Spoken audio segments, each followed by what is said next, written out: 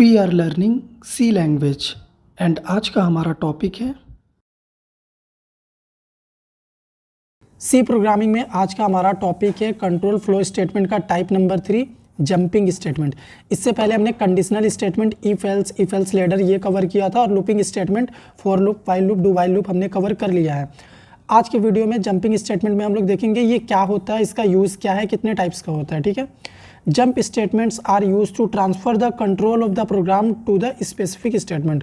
Programme के control को transfer करने के लिए इसका इस्तेमाल होता है। They provide flexibility in managing program flow. Types देखो यहाँ पे, ये टाइप्स होते हैं break, continue, go to, return. तो यहाँ पे ब्रेक का काम क्या होता है? Jump out of a loop और स्विच।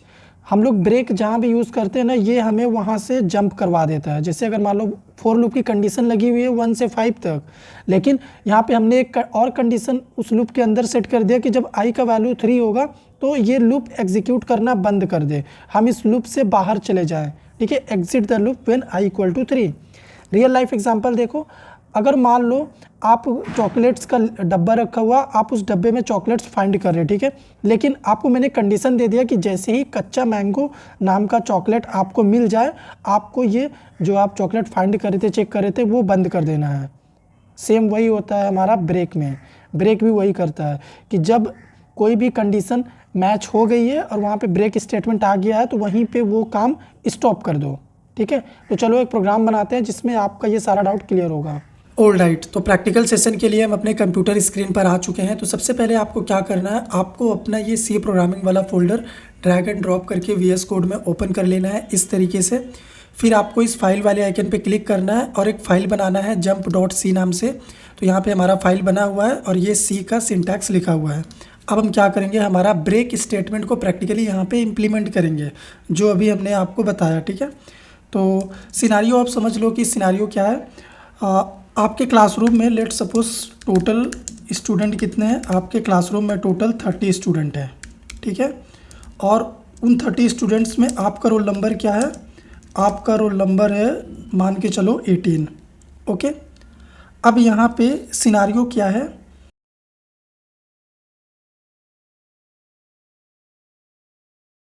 आपके क्लास का रिज़ल्ट डिस्प्ले किया गया है रिज़ल्ट बोर्ड में, और अभी आप क्या कर रहे हो, अपना रिज़ल्ट बोर्ड में रोल नंबर चेक कर रहे हो। ठीक है, लेकिन जैसे ही आपको आपका रोल नंबर मिल जाता है, आपको ये सर्च एंड कर देना है। ओके, तो कोड बड़ा ही सिंपल होगा, एक फॉर लूप होगा हमारे पास। क्यों? क्योंकि 30 स्टूडेंट है, सभी का रोल नंबर हमें चेक करना है। मतलब जब मेरे से पहले जितने लोगों का रोल नंबर है सभी का देखना है। और एक इफ़ कंडीशन होगा, क्योंकि हमें कंडीशन लगाना है कि जब हमारा रोल नंबर आ जाएगा तो हमें रुक जाना है। तो हमें रुक जाना है तो उसके लिए ब्रेक होगा हमारे पास। अब चलो यहाँ पे आते हैं। सबसे पहले एक वेरिएबल होगा अपने पास, तो बना लेते हैं वेरिएबल। रोल नंबर वाला वेरिएबल आ गया हमारे पास। अब क्या कर रहे हैं, यहाँ पे हम लोग 1 से स्टार्ट कर रहे हैं। ये एंड कहाँ तक होगा, ये पूरा 30 तक जाएगा हमारा लूप, क्योंकि क्लास में 30 स्टूडेंट है। ठीक है, उसके बाद रोल नंबर की वैल्यू इंक्रीज़ करेंगे। फिर इफ़ में आएंगे, अगर मान लो आपका रोल नंबर 18 है, अगर मान लो आपका रोल नंबर 18 है और आपको वो मिल जाता है, तो यहाँ पे आपको क्या करना है, अपना स्टेटमेंट देख लेना है। तो आपका नेम कंसिडर कर लो, यहाँ पे आपका नेम क्या है, आपका नेम है अंकुश। तो यहाँ पे रिज़ल्ट बोर्ड में दिख रहा है हाई अंकुश, आपका रोल नंबर दिखेगा। ओके, उसके बाद यहाँ पे लिखा हुआ आपको मिलेगा यू आर पास्ट। ठीक है, तो यहाँ पे डबल कोट्स हमें यहाँ नहीं बंद करना है, ये डबल कोट्स हमें यहाँ पे एंड में क्लोज करना है। और यहाँ पे इफ़ कंडीशन से पहले एक स्टेटमेंट रहेगा जिसमें आप क्या कर रहे हो, सारे रोल नंबर्स को सर्च कर रहे हो। आपसे पहले जितना भी रोल नंबर है आप उन सभी को क्या कर रहे हो, सर्च कर रहे हो। ठीक है, तो ये हमारा कोड कंप्लीट हो गया। अभी चलो हम आपको क्या करते हैं, इस कोड का आउटपुट दिखाते हैं।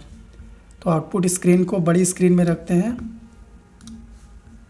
तो यहाँ पे देखो ये रोल नंबर जो है रैंडम रोल नंबर आ रहा है, why it is showing random. 1 से स्टार्ट हुआ है, 30 तक गया है, रोल नंबर की वैल्यू प्लस हुई है। तो यहाँ पे सर्च कर रहा रोल नंबर ओके, हमें यहाँ पे रोल को प्रिंट करना है, ठीक है। मैं प्रिंट करना भूल गया और कंसोल को क्लियर करते, इसीलिए हमें रैंडम नंबर दिख रहा था। अब यहाँ पे आप देखो, आपको रियल आउटपुट समझ में आएगा, ठीक है। ध्यान से समझना, इस कॉन्सेप्ट को बहुत ही इंटरेस्टिंग है। देखो, स्क्रीन ही क्लियर करते हैं और इसको क्या करते हैं, बड़ी स्क्रीन में करते हैं और रन करते हैं। तो अभी आप देखो, यहाँ पे आपने रोल नंबर 1 सर्च किया, 2 किया, इसी तरीके से आपने 17 तक सर्च किया। जैसे ही रोल नंबर 18 आया, आपका सर्च एंड हो गया और आपको आपका रोल नंबर मिल गया, आप यहाँ पे पास हो गए। आप यहाँ पे नोटिस करो कि ये लूप ना स्टॉप हो गया है। जैसे ही रोल नंबर 18 आया, ये आपको पता चल गया, आप पास हो गए हो। ब्रेक ने अपना काम कर दिया। इसके बाद जो भी रहेगा कोड में वो आपको नहीं दिखेगा। जैसे अगर यहाँ पे हेलो हम लिख देते हैं तो ये हेलो प्रिंट नहीं होगा, ठीक है। हेलो प्रिंट नहीं होगा। इसको रन करते हैं, देख लो यहाँ पे आपने 1 से लेके 18 तक रोल नंबर सर्च किया। अपने से पहले वाले का सभी का रोल नंबर आपने सर्च किया। जैसे ही आपको आपका रोल नंबर मिला, आपको पता चल गया, आप पास हो गए हो, दैट्स इट। यहीं से ब्रेक हो गया। इसके बाद का कुछ भी कोड रन नहीं करेगा। तो ये होता है ब्रेक स्टेटमेंट का यूज़। उम्मीद करते हैं आपको समझ में आया होगा। अब हम देखेंगे कंटिन्यू का यूज़ क्या होता है। It skip the rest of loop iterations and jump to the next iteration. Syntax देखो, यहाँ पे आई का कंडीशन 1 से 5 तक लगा हुआ है, लेकिन यहाँ पे लिखा क्या है, इफ़ के अंदर एक और कंडीशन है फॉर लूप के अंदर कि जब आई का वैल्यू 3 हो जाए तो कंटिन्यू कर दो, मतलब 3 को स्किप कर दो। आपको प्रिंट करना है 1 2 4 5, 3 प्रिंट नहीं होना चाहिए। तो जिस पार्ट को स्किप करना है वहाँ पे ये कंटिन्यू के साथ कंडीशन डाल दो। Real life example, suppose you are checking student marks and if student was absent you skip them and move on, ठीक है। स्टूडेंट का कोई भी मार्क्स आप चेक कर रहे हैं, जो स्टूडेंट प्रेजेंट है उनको आपको मार्क्स देना है, जो एब्सेंट है उनको स्किप कर देना है, कल देखेंगे उनका, ठीक है।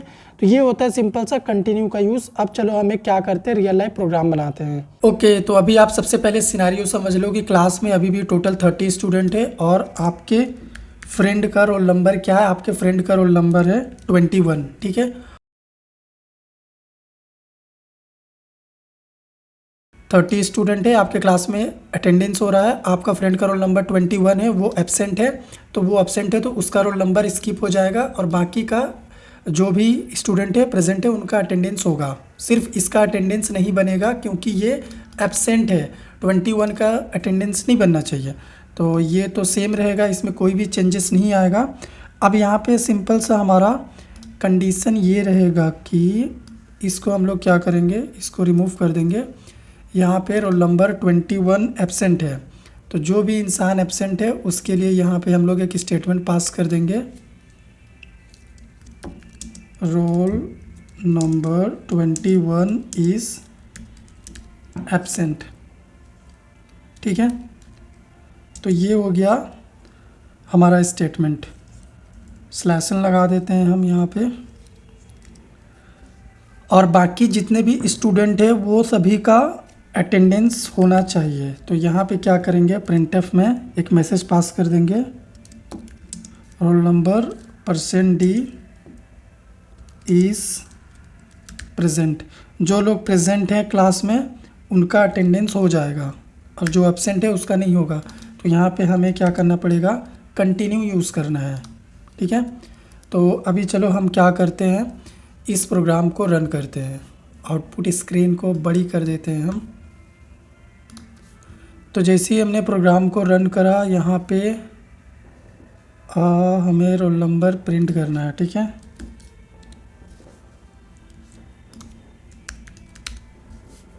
तो अभी क्या करते हैं, हम प्रोग्राम को रन करते हैं। मतलब प्रेजेंट का जो वैल्यू है वो इस वाले में नहीं है, इसका मतलब प्रेजेंट वाले कैटेगरी से इसे हटा दिया गया है, बाकी सब लोग प्रेजेंट है। तो अगर इस टाइप का कुछ सिचुएशन आ जाता है, सिनारियो आ जाता है, तो वहाँ पे हमें क्या करना होता है, कंटिन्यू का इस्तेमाल करना होता है। तो उम्मीद करते हैं आपको समझ में आया होगा। अब हम देखेंगे टाइप नंबर सी, हमारा गो टू स्टेटमेंट। ये क्या होता है, it sends control to a label in the program. मतलब सिंटैक्स देखो, यहाँ पे इफ़ की एक कंडीशन है कि अगर हमारा नंबर का वैल्यू 0 से लेस देन होता है तो ये क्या करेगा, गो टू नेगेटिव, हमें नेगेटिव के पास ये पहुंचा देगा। तो यहाँ से ये सीधा यहाँ पे देखो नेगेटिव नाम का लेबल हमने डिफाइन किया हुआ है, तो यहाँ पे हमारा प्रोग्राम आ जाएगा कंट्रोल, सीधा यहाँ से यहाँ आ जाएगा। ये बीच का पार्ट स्किप हो जाएगा, ये कंसीडर ही नहीं होगा कि ये प्रोग्राम लिखा हुआ है, ठीक है। तो यहाँ पे ये जो नेगेटिव है ना, यही लेबल है, ये हम बस ऐसे ही आपको समझाने के लिए लिखे हुए हैं ताकि आपको समझ में आए, ये इग्नोर करिएगा, ठीक है। तो ये हमारा ये होता है गो टू स्टेटमेंट। अगर मान लो यहाँ पे ये इफ़ एल्स के जैसे ही होता है, लेकिन इफ एल्स में क्या होता है, कंडीशन के साथ सीक्वेंस में प्रोग्राम का एग्जीक्यूशन होता है। इसमें सीक्वेंस में कुछ नहीं होता, जहाँ पे भी गो टू का लेबल मैच करेगा, ये बाकी की चीज़ों को इग्नोर करता हुआ प्रोग्राम के फ्लो को वहाँ पे सीधा जंप करवा देगा जहाँ पे वो लेबल का कोड लिखा हुआ है। बीच की सारी चीज़ें मिस हो जाएगी, स्किप हो जाएगी, ठीक है।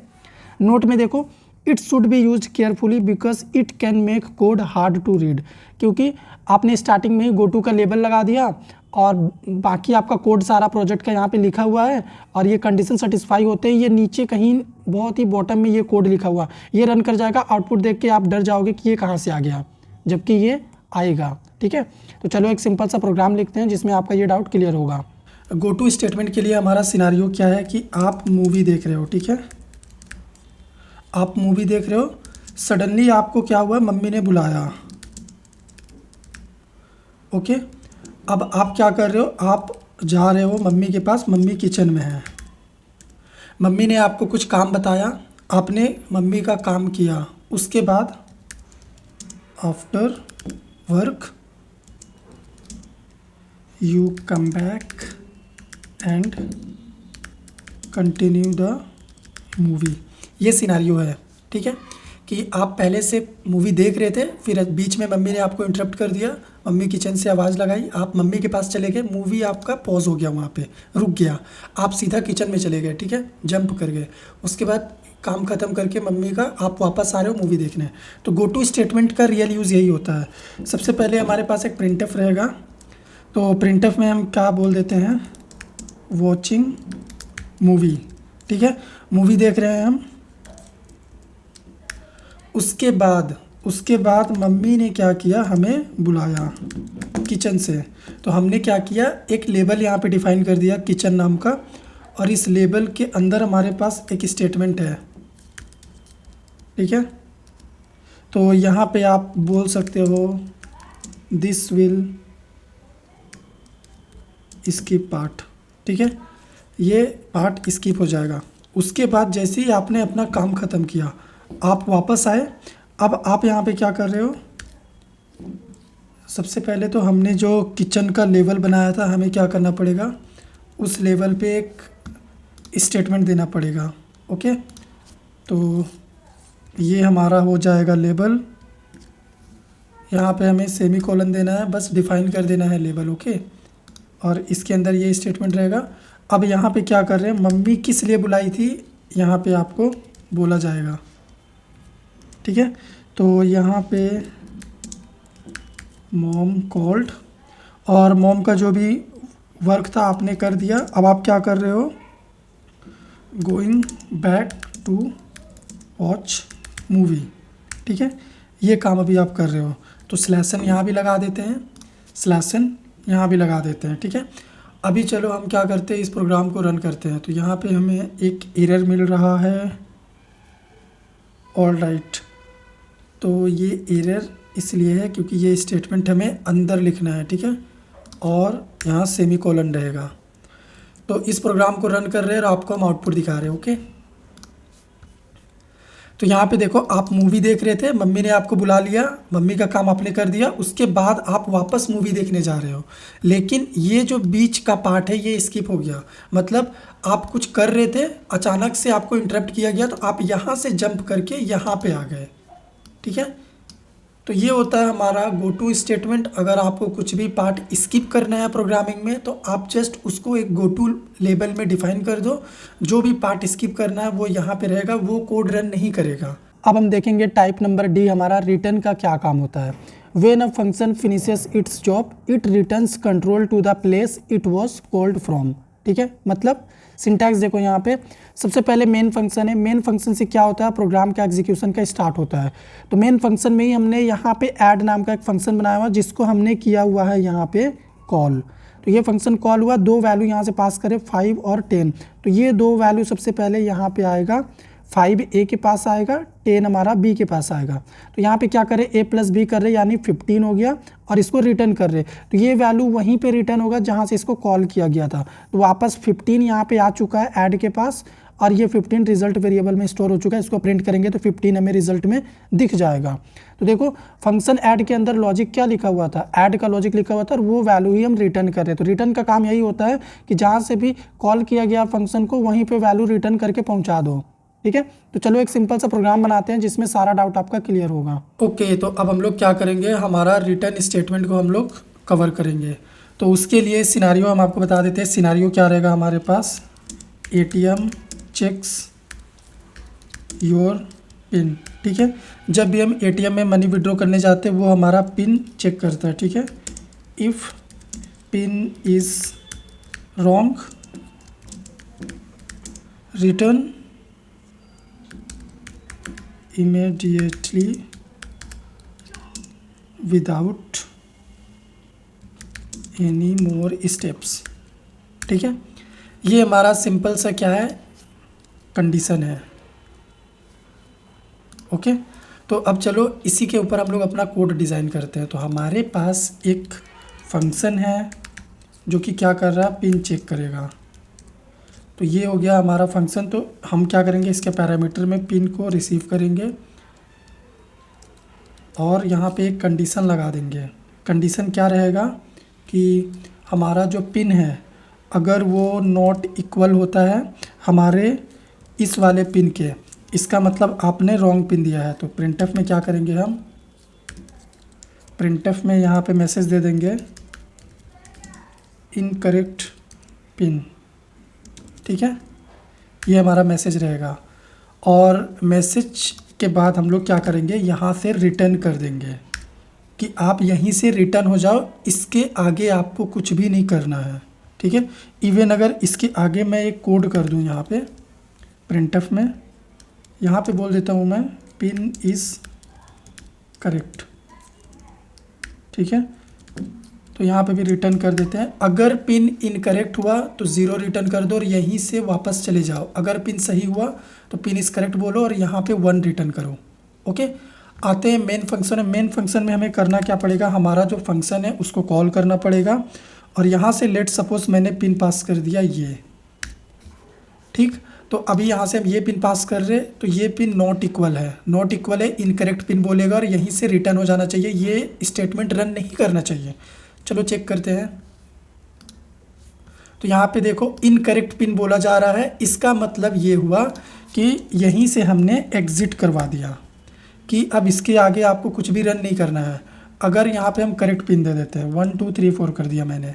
ओके, अब इसको रन करते हैं।